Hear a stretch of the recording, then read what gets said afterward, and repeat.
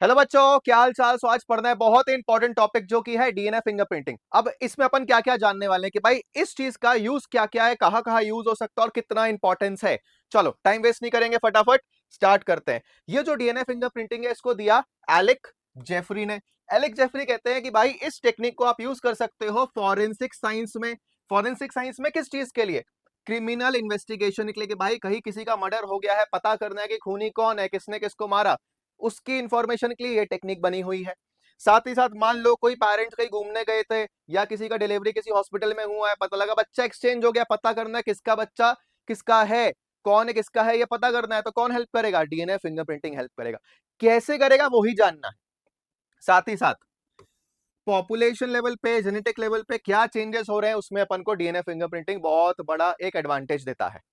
अगर देखें DNA fingerprinting को तो बड़ा ही क्विक वे है। किसके लिए क्विक वे है? कि भाई डीएनए सीक्वेंस है दो इंसानों का, उनको आपको कंपेयर करना है एक साथ, क्या डिफरेंस है दोनों में, कहां डिफरेंस है वो पता करना है, उसके लिए डीएनए फिंगरप्रिंटिंग है।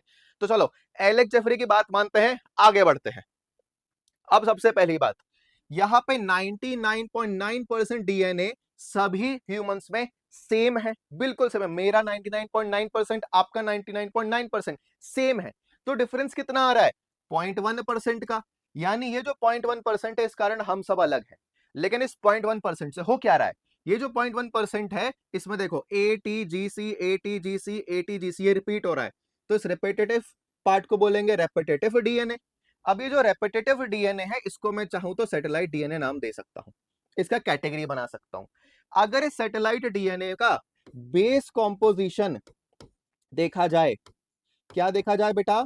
बेस कॉम्पोजिशन, यानी इसमें एटी रिच रीजन है या जीसी रिच रीजन है, इस पर्टिकुलर चीज में कितनी बार ऐसे रिपीटिंग यूनिट्स आ रहे हैं, यानी नंबर ऑफ रिपीट्स, साथ ही साथ उन रिपीट्स का लेंथ कितना है, उसके बेसिस पे देखेंगे। तो सैटेलाइट डीएनए दो टाइप के हैं, जैसे micro satellite, mini satellite. Micro satellite की बात करोगे तो उसका बेस कॉम्पोजिशन इसमें ज्यादा रिच है, एटी रिच है। इसकी बात करोगे तो ये जीसी रिच है। ये कुछ इंफॉर्मेशन आपको मिली है, ठीक है। साथ ही साथ अगर देखें तो मैंने कहा कि 99.9 सेम है, 0.1 डिफरेंस है। तो अगर मैं पूरे डीएनए को लूं, उसको सेंट्रीफ्यूज करवा दूं, सेंट्रीफ्यूगेशन मेथड से उसको आगे बढ़ाऊं, कौन से टाइप का? Density gradient centrifugation. तो हमें दो पीक मिलेंगे। कितने मिलेंगे? दो पीक। कौन कौन सा? एक तो मेजर पीक और एक स्मॉल पीक।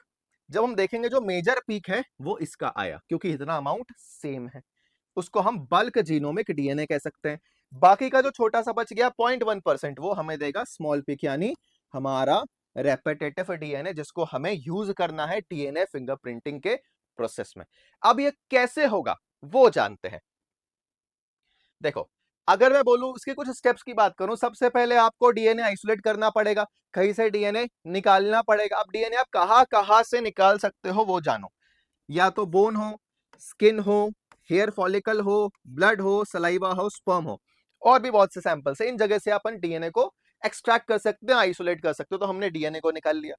डीएनए को निकाला, उसके बाद हमने उसका डाइजेशन करवा दिया। कौन से एंजाइम से करवाएंगे भैया? Restriction endo nucleus. देखो एक सेकंड, इसको मैं सही से कर दूं। चलो, रेस्ट्रिक्शन एंडो न्यूक्लियस से आपने इसका डाइजेशन करवा दिया। डाइजेशन करवाओगे तो ऐसे छोटे छोटे फ्रेगमेंट्स में टूट जाएगा, जैसा हमें दिख रहा है। फिर हम क्या करेंगे? इसका करवा देंगे जेल इलेक्ट्रोफोरेसिस। तो ये फ्रेगमेंट्स अपने साइज के अकॉर्डिंग सेपरेट हो जाएंगे। तो मेरे पास यहाँ पे 3 लोगों का डीएनए था, 1 2 3, तो इसलिए मैंने 1 2 3 लिखा है। देखो, एक रेड से दिख रहा है, एक ब्लू से दिख रहा है, एक व्हाइट से दिख रहा है। तीनों लोगों के अलग अलग टाइप के बैंड के पैटर्न्स मुझे इलेक्ट्रोफोरेसिस में दिख गए। मैंने क्या किया फिर? इस पूरे जेल को लिया और एक नाइट्रोसेलुलोज पेपर पर रख दिया। यानी मैंने डीएनए को ट्रांसफर किया एक नाइट्रोसेलुलोज पेपर पे या एक मेम्ब्रेन पे। उसको बोलेंगे साउदर्न ब्लॉटिंग। क्या बोलेंगे? Southern blotting. ये हो गया। उसके बाद क्या होगा? ये पूरा पैटर्न यहाँ पे छप छप जाएगा।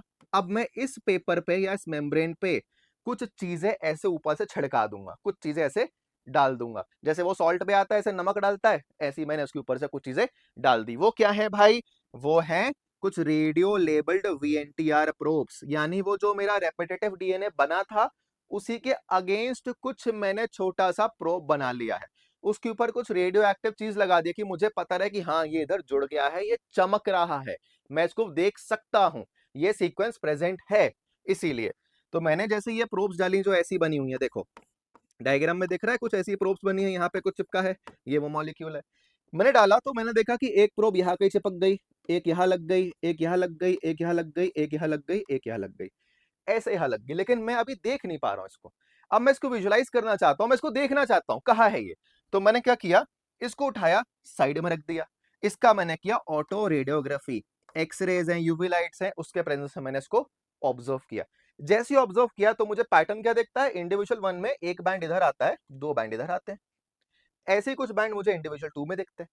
तो मैंने क्या पता लगा लिया कि भैया ये जो तीन लोग हैं इनमें से पर्सन वन पर्सन टू का जो डीएनए है वो इस जगह पे सेम है, इनका इतना अमाउंट जो है यहाँ पे ये सेम है, मतलब या तो ये भाई बहन है या एक ही फैमिली के हैं, हो सकता है ट्विंस भी हो, या हो सकता है कि भाई कहीं पे कुछ केस हुआ था जहाँ पे इनका ब्लड सैंपल मिल गया कि भाई जहाँ पे सैंपल था वहां पे एक मर्डर साइट थी, उस मर्डर साइट पे थोड़ा सा खून का सैंपल डाला था और वहां पे एक डेड बॉडी थी, लेकिन वो जो ब्लड सैंपल था डेड बॉडी थी, दोनों का वो मैच नहीं किया ब्लड, मतलब ये किसी और का होगा। तो हमने क्या किया, इसको मैच किया, पता लगाया भैया ये खूनी का हो सकता है, तो उसको पकड़ लिया। फिर आया इसी प्रद्युमन, उसने बोला दया को, दया ने दिया खींच के एक, उसने बोला बताता हूँ साहब बताता हूँ। फिर सालुंके साहब आए, सालुंके साहब ने ये सब किया। तो सालुंके साहब के सामने ऐसा नहीं आया, उनके सामने कैसा रिपोर्ट आया, उनके सामने कुछ ऐसा रिपोर्ट आया। उन्हें बोला कि भैया हमें एक मिलता है डीएनए फ्रॉम क्राइम सीन, उसको हमने नाम दे दिया सी। हमें मिल गया डीएनए फ्रॉम इंडिविजुअल ए, जो हमें उधर आसपास भटकता हुआ दिख गया घूमते फिरते, वो देखने आए थे कि भैया कहीं पुलिस तो नहीं आ गई, कहीं कोई आ तो नहीं गया पकड़ने। साथ ही साथ डीएनए फ्रॉम इंडिविजुअल बी जो वहां पे प्रेजेंट था, शायद उसकी बॉडी थी, हमें ये मिल गया। हमने देख लिया, हमें तीन जगह से अलग अलग डीएनए सैंपल मिल गया। हमने उनका डीएनए निकाला, हमने क्रोमोसोम्स के अंदर से डीएनए निकाला, हमने ये चीज स्टडी करना शुरू किया, देखा भैया एक बैंड इतना आ सकता है, एक इतना, एक इतना, एक इतना, एक इतना और एक इतना, ऐसे ऐसे करके बैंड्स के साइज आ सकते हैं। सारा प्रोसेस किया हमने, डीएनए निकाल लिया, उसके बाद उसको रेस्ट्रिक्शन एंडोन्यूक्लियस से उसको कट करवाया, इलेक्ट्रोफोरेसिस करवाई, साउदर्न ब्लॉटिंग करवाई, और अब हम उसको जेल पे विजुलाइज करेंगे, पेपर पे विजुलाइज करेंगे, देखेंगे उसको।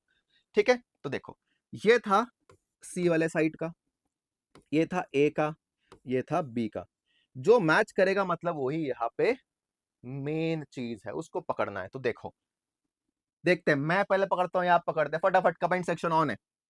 ये देखो ये और ये मैच कर गया, अब देखो ये और ये मैच कर गया, यहाँ पे ये मैच कर गया, यहाँ पे ये मैच कर गया, यहाँ पे ये मैच कर गया, ये मैच कर गया, मतलब भैया ये कुछ गड़बड़ है, ये कुछ गड़बड़ है। जो क्राइम सीन से हमें ब्लड ब्लड सैंपल मिला था वो किससे मैच कर रहा है, बी वाले से, मतलब ये इसका जो खून है वो क्राइम सीन पे था, मतलब भैया ये भागा है, यही भागा है, तो दया इसके पीछे भागेगा, इसको पकड़ लेगा। राइट, तो चलो अपन यहीं पे चीजों खत्म करते हैं और आगे हमारे साथ बने रहे ऐसे कुछ इंटरेस्टिंग टॉपिक्स के लिए।